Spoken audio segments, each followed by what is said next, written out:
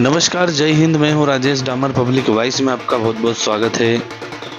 पतंजलि विश्वविद्यालय एवं भारत स्वाभिमान न्यास के संयुक्त तत्वाधान में योग, यज्ञ, आयुर्वेद, स्वदेशी प्राकृतिक चिकित्सा, भारतीय शिक्षा व संगठन की सेवा एवं विस्तार हेतु डॉक्टर स्वामी परामर्थ देव जी, मुख्य केंद्र प्रभारी पतंजलि के पावन सानिध्य में कार्यकर्ता का बैठक सम्मेलन थानला के सावरिया सेठ मंदिर पर आयोजित हुआ।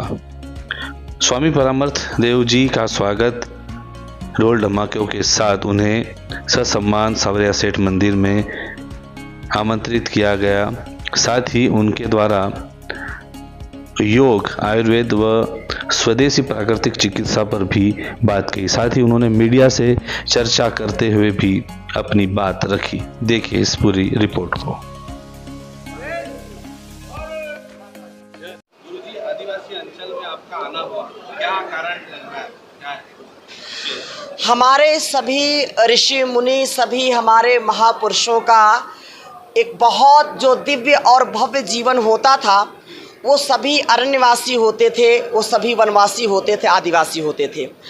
आज ज़रूरत फिर से है, क्योंकि इस बार मैं पहली बार इस झाबुआ जो अति अभाव में धीरे धीरे आगे बढ़ रहा है और यशस्विता के साथ आगे बढ़ रहा है, परंतु हमारा जीवन जो ग्रामीण क्षेत्रों से आज शहरी क्षेत्रों की ओर गया है और जिससे अनेक प्रकार के रोगों का आक्रमण हुआ है।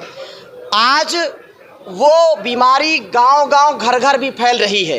छोटे छोटे बच्चों से लेकर के बड़ों तक के लिए बहुत भयंकर रोग हो रहे हैं और युवाओं को, युवतियों को नशे की भी लत पड़ रही है और अल्पकाल में ही उनके किडनी, उनके लीवर, उनकी आंतों पर इन्फेक्शन हो रहा है, हार्ट अटैक हो रहे हैं, जिससे अकाल मृत्यु को लोग प्राप्त हो रहे हैं।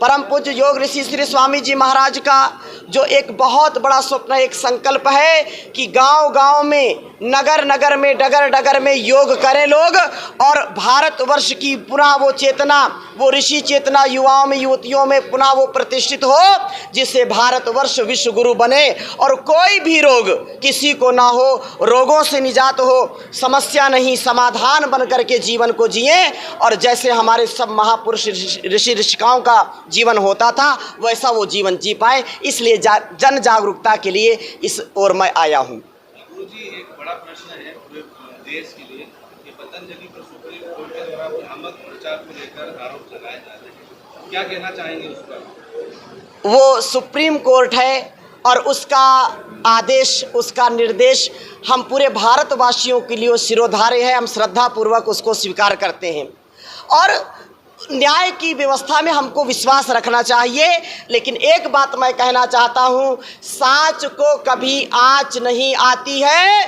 परम पूज्य योग ऋषि श्री स्वामी जी महाराज ने हजारों, लाखों, करोड़ों वर्ष की परंपरा को दुनिया तक पहुँचाया है, देश के घर घर तक पहुँचाया है और करोड़ों लोगों को जीवन दिया है। इस बात से कोई इनकार नहीं कर सकता है। हमारी ये परंपरा जो घर घर में आयुर्वेद का प्रयोग होता था और ऐसी दुनिया में कोई बीमारी नहीं, कोई ऐसा रोग नहीं है जिसका हमारी प्राचीन परंपरा में इलाज ना हो, उसका उपचार ना हो, और वही प्रतिष्ठा परम पूज्य स्वामी जी महाराज कर रहे हैं। 500 से ज़्यादा वैज्ञानिक जो पतंजलि रिसर्च फाउंडेशन के माध्यम से आयुर्वेद पर, योग पर रिसर्च करके, रिसर्च बेस्ड औषधियों का निर्माण करके करोड़ों लोगों को जीवन दे रहे हैं। वो जीवन, वो पतंजलि का उत्पाद उपकार के लिए है, उपचार के लिए नहीं है। वो उपचार और उपकार के लिए, व्यापार के लिए नहीं है। ये बात दुनिया को जाननी और पहचाननी पड़ेगी। आज कुछ फार्मा कंपनियां, कुछ ऐसी मल्टीनेशनल कंपनियां जो भारतवर्ष को अपना बाजार समझती हैं और करोड़ों अरबों रुपए यहां से चूस करके ले जाती हैं, उनका टारगेट होता है कि हर वर्ष भारतवर्ष में बीमारियों को बढ़ाएं और नई नई बीमारियां लॉन्च होती हैं। हर बार वो कोशिश करते हैं कि इस बार हमने 10 करोड़ लोगों तक डायबिटीज की दवा बेची है। अगले वर्ष हमको 20 करोड़ तक, 200 करोड़ तक, ऐसे वो टारगेट बनाते हैं। और उस टारगेट को परम पूज्य स्वामी जी महाराज कहते हैं कि मेरे देश के लोग जो बीमार हैं, जो लाचार हैं, छोटे छोटे बच्चों को टाइप 1 डायबिटीज हो रही है, उनका उपचार हो रहा है, उनका उपकार हो रहा है। और वो टारगेट बनाते हैं कि लक्ष्य बनाते हैं कि कोई भी व्यक्ति रोगी ना हो, उन रोगों से निजात दिलाना है। ये ऋषि परंपरा, योग आयुर्वेद की परंपरा से आज करोड़ों लोग आरोग्य पा रहे हैं। ये लोगों को पसंद नहीं आ रहा है, इसलिए ये नाना प्रकार की बातें हैं। कोई बात नहीं, सूर्य को बादल कभी देर तक रोक नहीं सकते।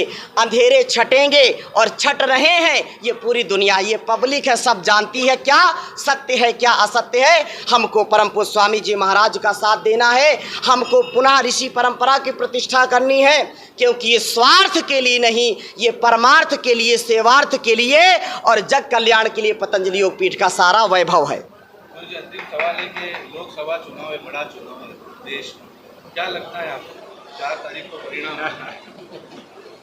कर्मण्येव अधिकारस्ते माँ फलेषु कदाचन। लोग बोलते हैं, गांव में कहते हैं कि नाई जब बाल बनाता है तो बोले कितने बाल हैं, तो बोले यजमान अभी सामने आ रहे हैं। तो जो भी होगा वो शुभ होगा, शुभ की तैयारी है, उसमें मुझको कोई बात बोलने की ज़रूरत नहीं है। जो होगा अच्छा होगा और हमको उसको स्वीकार करना चाहिए।